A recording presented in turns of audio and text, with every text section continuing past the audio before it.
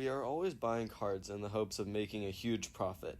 In the market, there are many great cards to buy, but there are also many bad ones. Today, I will show you 5 cards that are hard to sell and don't have high profit margins, or in other words, are bad buys. And fifth, we have the Rayquaza Vmax.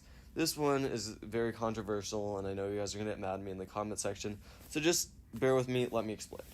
I think this card is an amazing card. The problem is it's severely overvalued.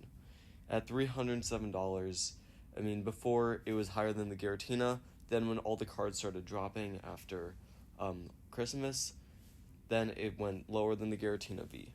Now, this is important because it shows weakness in this card. And this weakness is not only in that area, but also in the sense that people think of Evolving Skies as the Moonbryon. They think of that card. And when you think of the Umbreon is an evolution. Everybody knows that. So think of all the other evolutions. Nobody really is going to think as much about the Rayquaza as much as the evolutions in the set. Those are kind of the stars. Even though this is one, it's more of a hidden star. Now, the other problem is that it's smack dab in the middle of price points. The Umbreon is like $700. So if you have a lot of money, you're going to buy the Umbreon. If you don't have as much money, you might settle for something less, like the Espeon in Fusion Strike, or even staying close to home, the Glaceon, Leafeon, or Sylveon VMAXs, which are much cheaper and less volatile, but still continue to go up. Now, another problem that this card has, and this is the last, is that typically I want to see that if you add the value of a card, its market price, plus around $50, maybe $60 in grading costs, I want to see that PSA 10s go for double what that adds up to. This card doesn't even go for double its market price in a PSA 10, which is okay. But yeah, I think the biggest problem that this card has is just that it's in between the Umbreon and some of the lower cards like Sylveon, which are still pretty expensive, still over $100, and it's just people don't think about it as much as the evolutions. It's kind of in the shadows. Now, here we have the Charizard EX. This card, I've voiced that I don't like it as much, but I think, in short, it's a card that continues to go down. While Obsidian Flames is popular and people like it, it doesn't go for a ton in PSA 10s. There's also two others actually just like it, one in Paldean Fates, one in Scarlet Violet 151, that both go for more than double this card.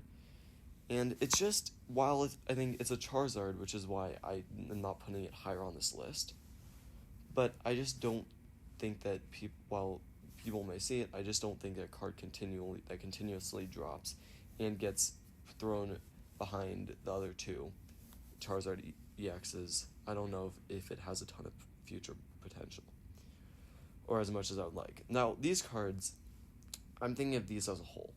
Now, again, when I'm talking about these cards are bad buys, except for the Umbreon and the Mewtwo, and there's another really expensive card. But mainly, the problem with these cards is that they're very cheap, and in a PSA 10, they just don't offer the price point that I want.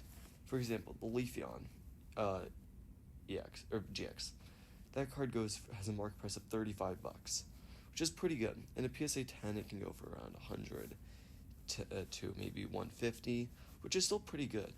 What really makes that card and some of these cards that are exactly like it a bad buy is that you have to factor in, again, like $50 for grading costs, because there's shipping that you can, or insurance that you can buy, and there's all these hidden fees in grading aside from just the price you're paying. And it's just not like and if you, let's say, add $50, that $35 card now becomes $85. And as I said before, PSA 10s go for $100 to $150. That means you're doing all that work just to make like 20 to, or maybe 30 to like 80 some dollars. I don't know if that's necessarily worth it. And again, these cards maybe are a bit cheaper, but generally they're all around the same as the card I described. Oh, and the Charizard EX, that's also an exception. So yeah, anything from the Ninetales, the Darkrai, Decidueye, all that is, I would character that with the Leafeon.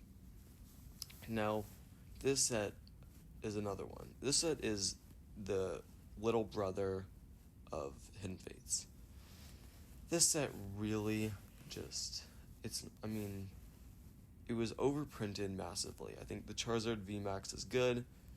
Maybe I don't think it's like an excellent buy. It's a fine buy. Tons of good opportunity for profit. I can't say the same about these other cards. $1, these are cards that you would just maybe give away for free if somebody were to, as part of a deal, just throw in. They just don't have much value. They can't stand alone. They're so cheap that you can't get them. Grading them graded wouldn't make sense. I just don't think that, even raw, these cards don't go for a ton. And, I just don't see any future profit in picking any of these up. I guess maybe bundle them, put them in a mystery pack, but yeah, that's it. Now, number 1 is the Miriam. Now that I think of it, I maybe could have put this as number 2. The problem I see with this card is, I guess, actually, now that I think about it, it probably should be number 2. Shining Fates, the Shining Collection, should be number 1. The problems that I see with this card are simple. It was from a massively overprinted set, and that while people still like to crack open the set, there's just a ton in existence. It's not that much for a chase card. There's other cards, female trainers like the Iona, that have shown their value, and this card continues to drop. I guess now when the market's good, it's better, but really, this is overall. I don't know. I don't see a ton of value in this set or this card, and I think this is a card that is going to not go for a ton when graded. There's going to be tons of PSA 10s too to make the value drop even more, and while people like it, they also realize that there's just better cards. I think the overall, even grading it, the profit amount of money you're going to make, maybe $40-some.